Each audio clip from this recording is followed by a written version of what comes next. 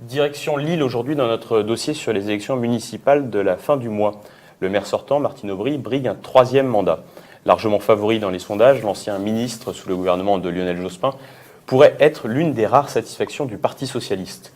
L'enjeu principal du scrutin résidera dans le score de ce poids lourd du Parti socialiste. Une victoire très large pourrait lui permettre de frapper à la porte de Matignon. Madame 35 heures est à la tête d'une liste commune PS, Parti radical de gauche, Mouvement républicain et citoyen. Elle aura néanmoins 3 adversaires de son côté de l'échiquier. Hugo Vandamme pour le Front de gauche, Lise Dalleux pour Europe Écologie Les Verts et le radical Jacques Muté. Le MoDem soutient officiellement le sénateur UMP-UDI Jean-René Le Serre, mais 3 membres de la formation centriste ont rejoint la liste de Martine Aubry. Roman Bernard a joint Jean-René Le Serre au téléphone. Martine Aubry est donné favori des sondages parce que depuis plus de 60 ans, les socialistes, effectivement, gèrent sans trêve et sans partage la ville de Lille. Il n'y a pas de sondage d'ailleurs récent, donc il n'y a pas de sondage qui puisse tenir acte de la campagne électorale. Ce que j'espère, c'est tout simplement effectivement que les Lillois profiteront de l'opportunité d'avoir un peu d'oxygène par l'alternance. Ça, c'est mon premier souhait, et si ce n'est pas le cas, eh bien, qu'ils fassent en sorte effectivement de donner le plus d'espace possible à l'opposition pour qu'elle puisse s'exprimer dans une ville qui est aujourd'hui une ville totalement sous influence du Parti socialiste. Alors justement, influence du Parti socialiste, qu'est-ce que vous lui reprochez en particulier? Je reproche en particulier 2 choses, 2 échecs retentissants de la politique de Madame Aubry ces dernières années, sur l'emploi et sur la sécurité. Sur l'emploi, nous sommes une ville où le taux de chômage est de l'ordre de 20%, c'est-à-dire c'est le taux de chômage du bassin minier, c'est un taux de chômage sans commune mesure avec celui qui existe dans les autres grandes métropoles. Tout simplement parce que on n'a pas cherché à avoir des emplois qui soient adaptés à la qualification des jeunes des quartiers, et cela provoque une fracture sociale, provoque un absentéisme qui s'est envolé aux dernières élections, par exemple municipales, où il était de plus de 20 points supérieur à la moyenne. Il faut rappeler que aux dernières municipales, au second tour, il y a à peine 44% des électeurs qui se sont déplacés pour aller voter. Tout cela entretient une fracture sociale, entretient des réseaux qui sont des réseaux d'économie parallèle et de la délinquance. C'est le deuxième échec. Une délinquance qui explose bien au-delà des moyennes nationales. Une délinquance qui, dans les transports en commun, a augmenté de 22% sur la seule année 2013. Ce qui fait que la qualité de vie au quotidien à Lille n'est pas du tout celle qu'on imagine à Paris.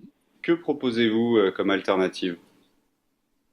Eh bien justement, sur les problèmes d'emploi, je propose de faire ce que font actuellement nos voisins, Jean-Louis Borloo et ses successeurs sur la métropole valenciennoise, où ils ont fait venir par exemple Toyota pour donner effectivement de l'emploi aux gens du territoire. Ce que fait aujourd'hui l'agglomération de Douai. Donc le premier projet, c'est celui-là, faire venir effectivement des entreprises qui soient pourvoyeuses d'emplois adaptées à la qualification des jeunes des quartiers, le développement de l'artisanat. Toujours à droite, un autre candidat tentera de jouer les outsiders, le candidat Front National, Éric Dilly, qui compte bien se qualifier pour le second tour. Nous l'écoutons.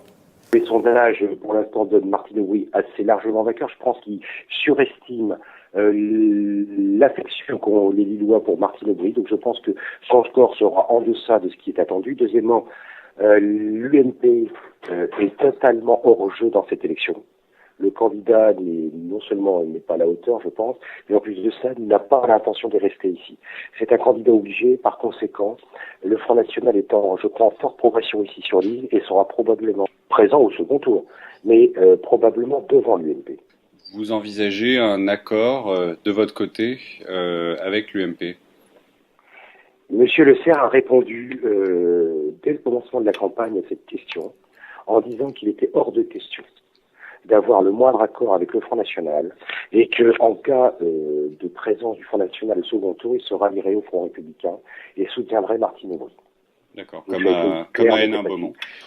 Voilà. Et c'est d'autant moins, si vous voulez, surprenant que M. Jean-René Le Serre, qui est le président de la commission pénitentiaire à l'UMP, et Jean-René Le Serre est un fervent soutien de Madame Taubira et de la réforme Taubira de la justice.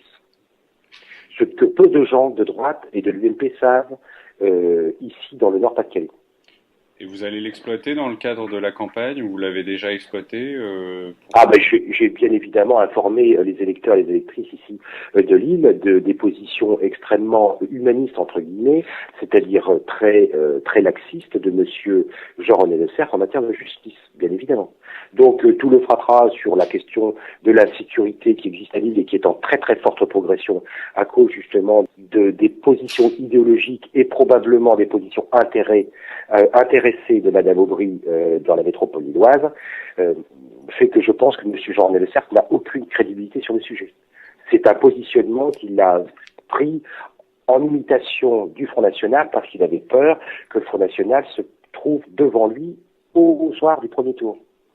Alors si l'UMP est hors jeu, on va peut-être parler du maire sortant, Martine Aubry. Très brièvement, que lui reprochez-vous et en quoi votre liste apporte une alternative ?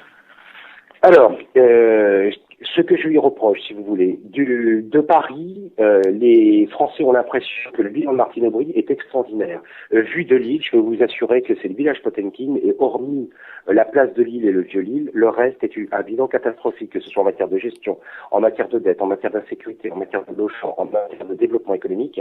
Tout est un échec sur tous les points. Notons qu'une liste fantaisiste d'extrême gauche se présente sous le nom d'Église de la très sainte consommation, menée par le Lillois Alessandro Di Giuseppe.